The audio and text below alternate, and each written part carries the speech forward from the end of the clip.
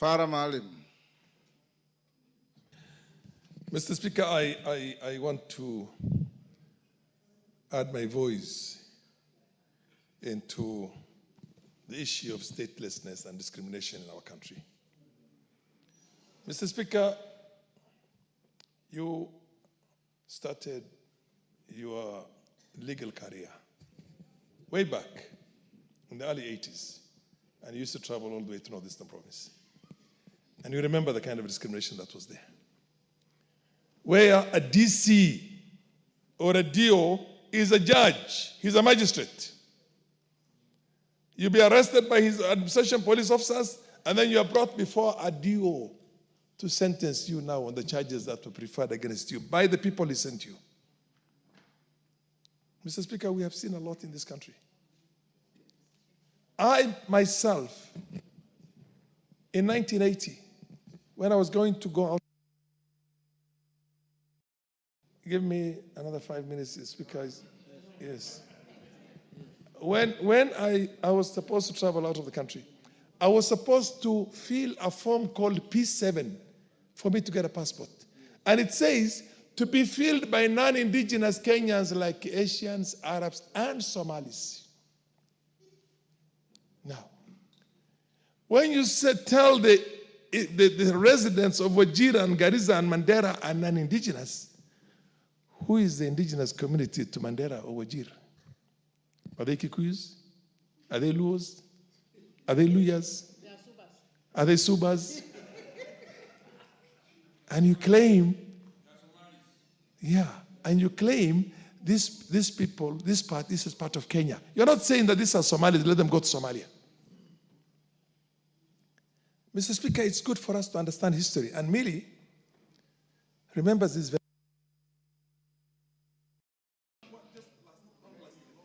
Give him 1 minute. Finish up. Mr. Speaker, the DRC has suffered more than 6 million people dead. That problem started with the Banyamulenge, if you remember very well, when Mobutu Sese Seko said, you are not Zairwa, you are not Congolese. Go to Rwanda because you look like the Tutsis of Rwanda.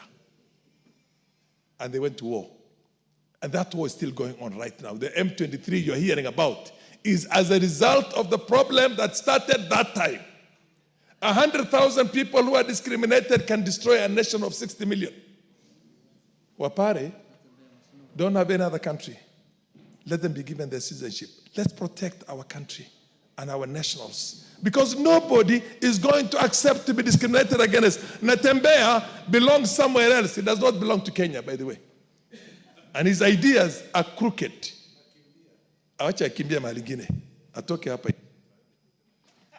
Mayaka, 1 minute. Asante sana Mheshimiwa Spika kwa fursa hii ili nijiunge na wabunge wenzangu kuwakaribisha wenzetu kutoka Pare katika bunge hili na kuwahimiza wajisikie huru, wajisikie nyumbani.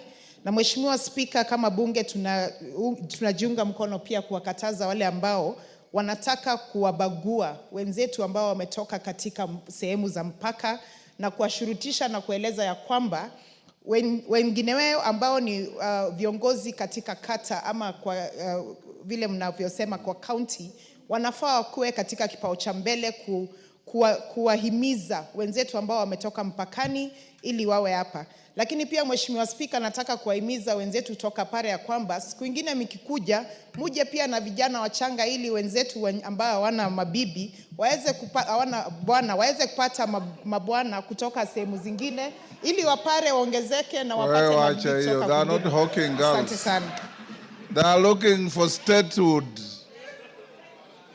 A person who is stranded and is looking for statehood cannot hawk women around.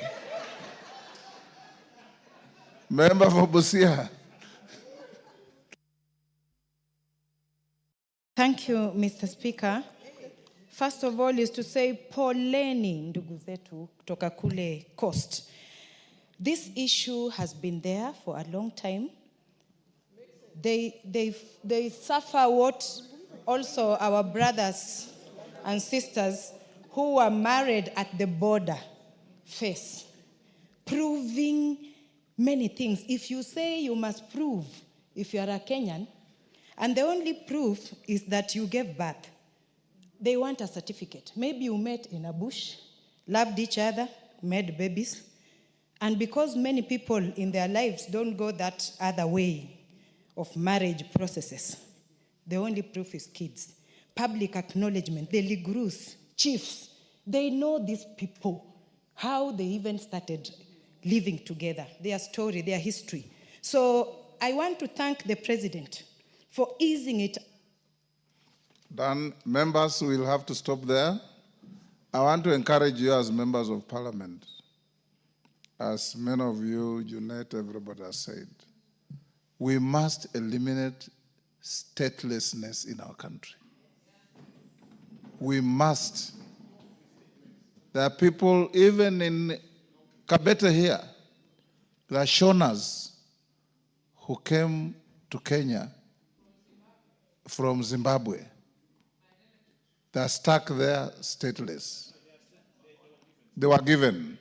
That is very good. We must eliminate statelessness.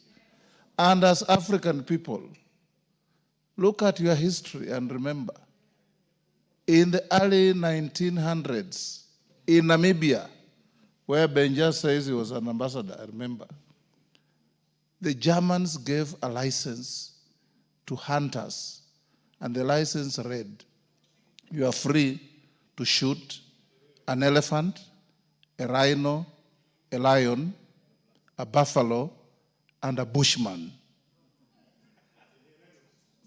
The bushmen are the hereros.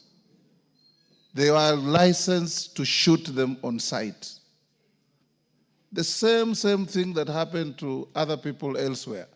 We as Africans must love each other regardless. Whether an African found himself here from Senegal, or from Sudan, or from Ethiopia, or from anywhere, they're our brothers and sisters, and there is no right for them to be stateless. And as members of parliament, live to this billing. Young Bwire brought a petition. The petition committee should expedite it. And these Pare elders have the same right as any one of us to be in this country and to enjoy the benefits of citizenship. So Bwire, you have a duty, and parliament leadership.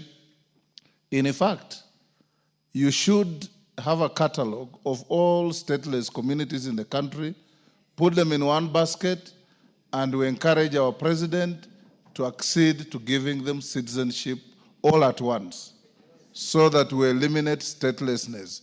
The Rwandese who came to weed maize in Trans Nzoia, the Burundis who came to pluck tea in Kericho, the Nubians who came to Kenya to guard the British.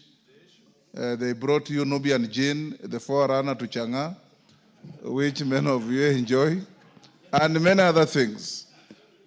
Let's call the next order. Order number 8, motion, consideration of nominees to 31 National Government Constituencies Development Fund committees. As I invite Sirma to move that motion, it's a very quick motion. Move second. I don't think there's much to debate there.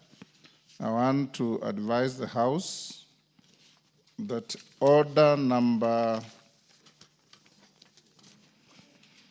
10 is stood down to tomorrow afternoon. I'll invite Honorable Junet to say something to that so that you understand why I'm stepping it down. Junet and Baya, I'll give you 2 minutes each. Then Sirma will move his motion.